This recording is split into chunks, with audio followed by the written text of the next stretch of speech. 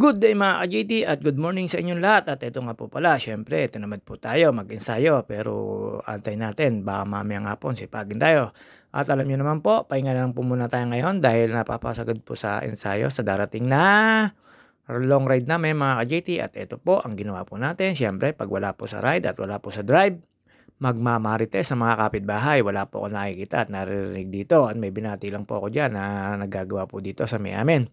At yun nga po, syempre wala po tayo naririnig. Kanina pa po tayo nagbabantay dito na maimamarites kong kapitbahay. At yun nga po, wala rin po nag-aaway.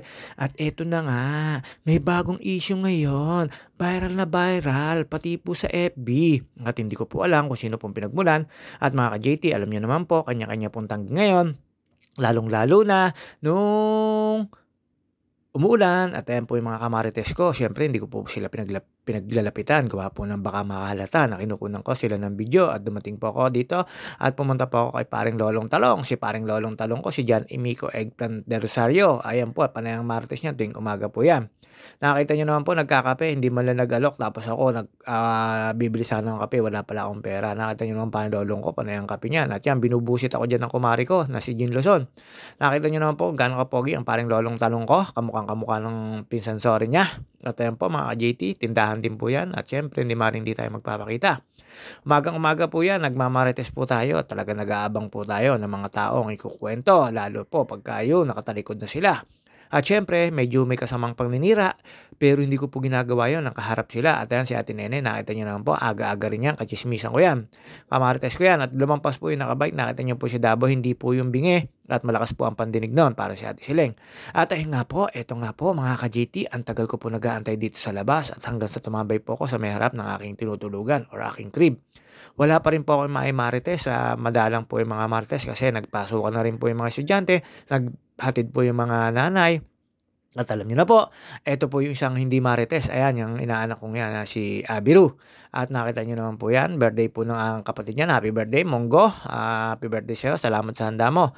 At yun nga po mga ka-GT, habang nagmamarites kami dyan ni Pare Lolong, at alam niyo naman po, tayo ay marites lang talaga. Inaantay po namin yung mga eksena ngayong umaga na to hanggang sa mamaya po. Siyempre mga ka-GT, wala pa pong may eksena.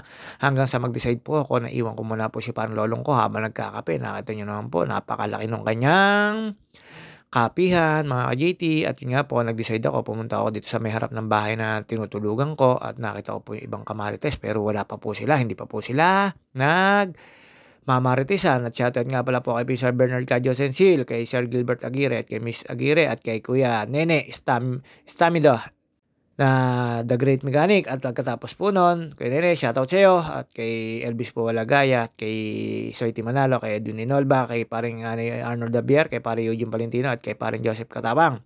At sa lahat po ng mga tropa natin, at ito po, pahinga po tayo hanggang sa nag-decide po ako magsamsam ng aking mga nilabahan nung isang araw. Siyempre, solo SOLO tayo sa buhay. Ayun nga po, habang kunyari nag-e-edit or nagmamarites, pati sa FB, na yung tenga ko po niyan ay nakikinig po ako sa labas ng bahay para po may marinig na may marites at may kwento sa mga nanonood at viewers ko o nanonood nga, viewers pa, sa mga sumusuporta sa akin. Maraming salamat sa inyo.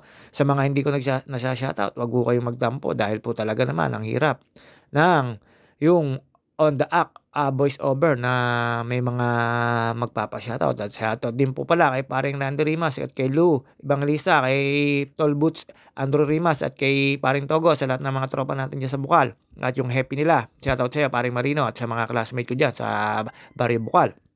At alam nyo naman po, ang mga ka-JT, syempre, martes po tayo. Habang nagmamarites po tayo dyan, wala po tayo narinig. Napakatarihimik po ng aming lugar ngayon.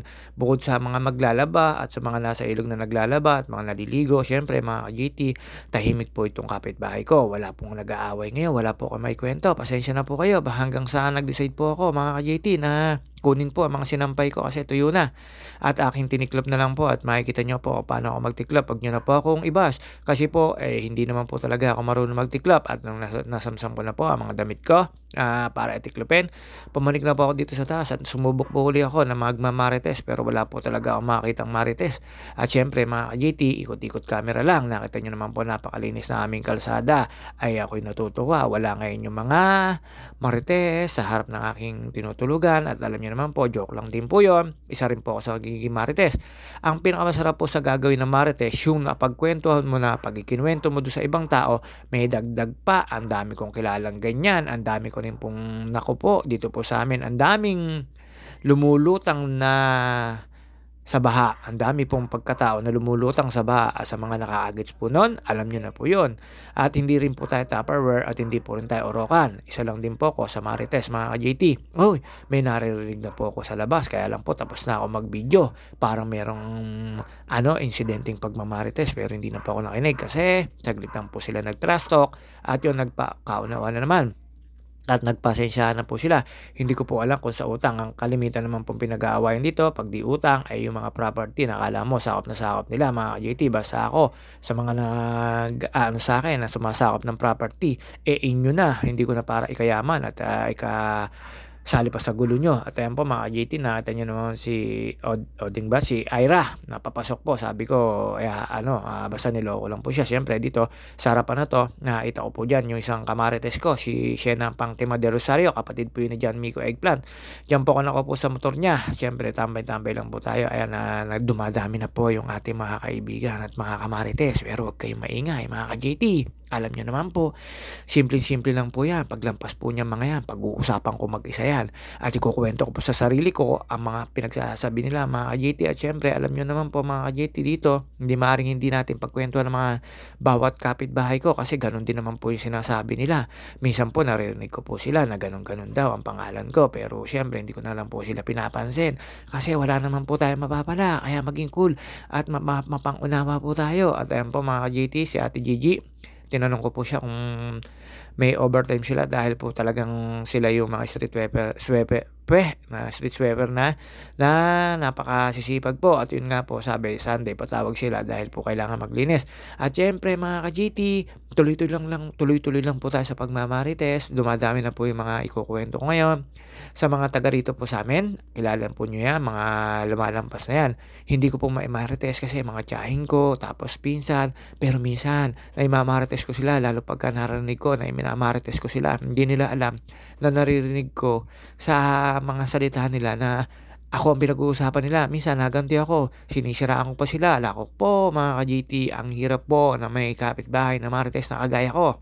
At hindi po muna tayo nag-ensayo ngayon. Gawa po ng talaga namang medyo tinanghali po tayo ng gising. Pero bala ko po sana mag-jogging. Pero ayan mga ka-JT, nakita nyo naman po na si Shena Pangtima de Rosario, minamartes ko po yan. Mag-aalmusal daw po siya.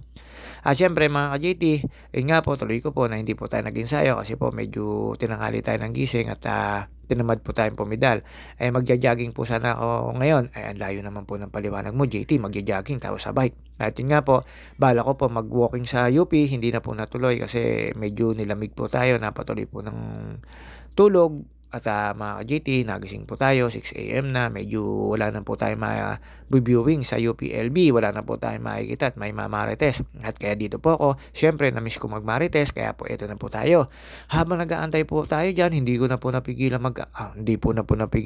na pumanik po ako para po ayusin na po yung mga damit ko. Alam nyo naman po, wala po mag-aayos ang damit ko, kundi ako. Yung mga tiklop ko po, ay sobrang tiklop po yun. At napaka-imis ko po magtiklop, bara-bara lang po ako magtiklop. Yun po yung totoo mga ka-JT. At ayan po, pumanik na po ako sa taas. At sinimulan ko na po magtiklop ng mga damit ko nilaban. Ako rin po naglalaban yan, mga ka-JT.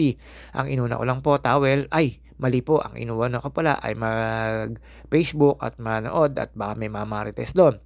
Tuwan-tuwa po ako sa mga nagmamarites na ipinopost yung mga sarili nila na alam nyo naman po. Tapos mga post-post na mga alam nyo naman mga JT sa FB, napakarami po talagang kagaya ko marites sa madalit salita. Marites, Marisol, mga simpleng mga JT. At mga JT, medyo basa pa yan, kaya pinatuyo ko pa po sa electric pan yan. Kunyari ko lang po tiniklop yan, pero inayos ko pa po yan. Mga kasakalam, habang nagtitiklop po ako dyan, siyempre hindi mawawala yung pagmamarites ko sa labas at nakikinig po ako sa mga maiingay. Minsan yung mga bata, pero ngayon wala po yung mga bata. Gawa lang po ay may pasok po lahat mga ka-JT at alam niyo naman po meron ako nahuling estudyante si Lily Dennis Nuno. Ilang ilang jeep na lumampas, di pa nasakay, sabi mga San Pablo, pero nakikita ko sa Taglira, UP College, UP Bayan. Ewan ko ba bakit yung pang matagal na sasakyanan. Tsaka po siya sumakay, kinukunan ko po siya ng picture. Ewan ko, hindi niya po ako nakikita. Kilala niyo po yan, si Lily Dennis Nuno na nag-aaral sa Liceo de los Baños, mga ka-JT. At syempre, after ko po mag-tiklop-tiklop dyan at matatapos na po tayo, syempre, nagmarites pa po tayo dyan sa labas niya, mga ka-JT. Pero hindi na po ako bumaba kasi natigil po yung aking pagtitiklop na yan na may narinig akong parang nagsisigawan. Yung pala, tinatawag lang po at di naman po nawawala yon. At syempre, alerte po tayo. Ang tenga po natin, ang mata natin, kailangan natin na lagi nasa pagmamasid at pakikinig. Ang tenga ko po ay parang wifi, abot po sa 500 meters kahit po nasa labas kayo ng pansol. Medyo naririnig ko kayo. Syempre, kwento ko po ito.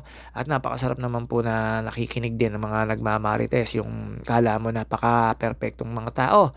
Pero ubod din naman po ng kapulaan sa sarili. Pero syempre, okay lang po yun. At after po niya magtiklop, ayan, kala ko nandyan sa labas, yung pala nasa Tagliran, yung mga nagmamarites. At papasok doon sa may labahan. Nakinig ko lang po yung mga boss nila pero hindi ko po kilala. At syempre mga ka-JT, hindi po tayo magpapahalata, hindi po nila alam na nandito ako sa taas. At nga po mga ka-JT, nanlinis-linis na kahit may naririnig po tayo nagkukwentuhan. Hindi ko po alam kung nasan sila, kung nasa taguan ba o nasa sariling bahay. Basta may naririnig po ako dyan na ganito, si ganun daw. Tapos pag daw nakakapangutang, ang hirap singilin. Ang hilig-hilig daw mangutang na parang nagmamakawa. Pero pag daw sa pagbabayad ay naku po, parang hinihilang bele ko o bayawak sa lungga, mga ka-JT. At ayan po si Pisang Gayo at si Kelvin Puroy James Shop. Ang pinag-uusapan po nila, basketball. At syempre, hindi na po magtatagal ang ating video, mga ka-JT. Alam nyo naman po tayo. Hanggang dito na lang po muna yung pagmamarites natin. At ayan, may nakita ko isang pinsan ko dyan. At ayun nga po, at itong araw po yun, ulitin ko po, nagalit po. Sabi, kung hindi siya magbabayad, ipopost ko na siya sa FB. At para naman daw maahan, sabi ko, sa loob ko, itag mo na para malaman niya talaga. Kasi pag post minsan, syempre, dead mo lang, pwede ka i-block, pwede kang i-unfriend. Alam nyo naman po ang social media. Kaya ako, malimit ako nagpo-post sa IG ko, at saka sa X, alam nyo na yon. Kung ano yon, palit po yun sa isang social media, at saka malimit po ako nagpo-post sa Toxic, mga ka-JT. Doon walang toxic. Pag pangit ang yung comment, dinidelete mismo ni TikTok. At syempre, alam nyo naman po mga ka-JT, pag may mga bad basher doon, na-delete po automatic yon. At syempre mga ka-JT, hindi na po tayo magtatagal. Hanggang dito na lang po ang video natin. See you on mga kamarites ko. Ito po ang ating araw-araw